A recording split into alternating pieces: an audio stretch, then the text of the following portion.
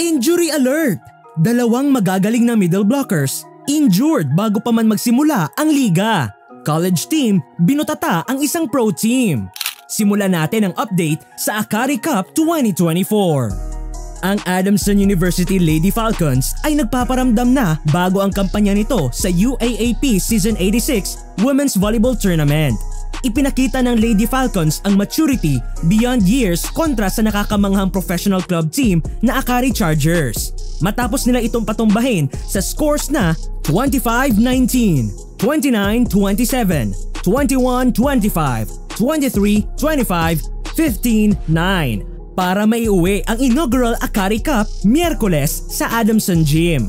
Samantala, nakuha ng next sled ang ikatlong pwesto matapos makaligtas sa matapang na Ateneo de Manila University.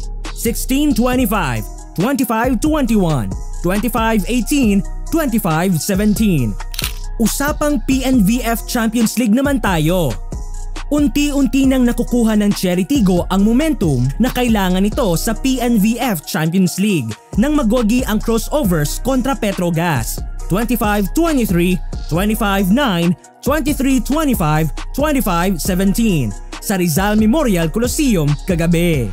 Maliban sa ikatlong set, ang crossovers na nahulog sa signal sa kanilang opening game clash ay nagpakita ng mas cohesive unit kasama ang kanilang core at mas bagong mga manlalaro na nagpapuno sa isa't isa. Bumagsak sa 1-2 record ang Petrogas na hindi kasama ang Filipino-American spiker na si Brooke Van Sickle at ang chief playmaker na si Janelle Cheng at isa sa raang eliminations na makakaharap sa palaban na College of St. Benilde squad.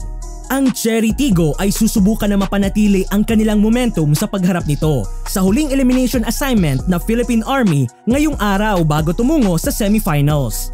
At ngayon, punta tayo sa injury alerts. Nagpaalam si Lauren Turing sa Adamson matapos magtamo ng ACL injury bago ang UAAP Season 86 Women's Volleyball Tournament na magsisimula sa Pebrero 17 sa Mall of Asia Arena. Si Turing kahapon ay nag-update sa Instagram upang ibahagi na siya ay nagkaroon ng season-ending knee injury na magiging dahilan para ma-miss ang kanyang huling taon ng paglalaro sa Lady Falcons. Bad news din para sa next sled dahil kailangang maghintay ng debut ni Ivy Lacsina para sa next sled Chameleons dahil malamang na hindi siya makakapasok sa kanilang mga unang laro sa 2024 Premier Volleyball League o PVL All-Filipino Conference dahil sa right knee sprain na natamo niya sa practice. Inihayag ni Lacsina na dumanas siya ng minor knee setback matapos mapalampas ang buong Akari Invitational Cup kung saan pumangatlo si next sled matapos talunin ang Ateneo kahapon sa Adamson Gym. My timeline for recovery is March, but it still depends on my progress. I'm doing okay, so I am confident that I can catch up. I will miss the first few days but I can come back in the next games. Saang balita na nabanggit sa itaas ka na concern?